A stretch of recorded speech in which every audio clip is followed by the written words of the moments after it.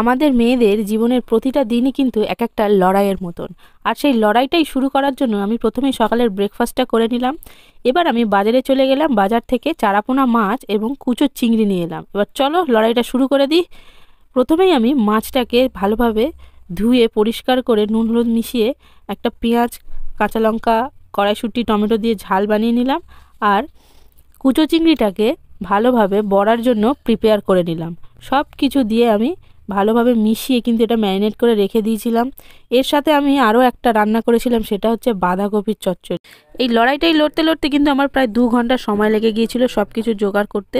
তাও শাশুড়ি মা আমাকে অনেকটাই হেল্প করেছিল। তো যাই হোক, আজকের দুপুরটা কিন্তু আমাদের খুব দারুণ খাওয়া দাওয়া হবে। তো রান্নার পরেই কিন্তু নিজের খাওয়া দাওয়া, বাসন মাজা, বাচ্চাকে খাওয়ানো, বাচ্চাকে দেখা, বাচ্চাকে সময় দেওয়া, অনেক কিছু কাজ থাকে মেয়েদের। তো যাই হোক, এই কথাটা কিন্তু একমাত্র মেয়েরাই বোঝে।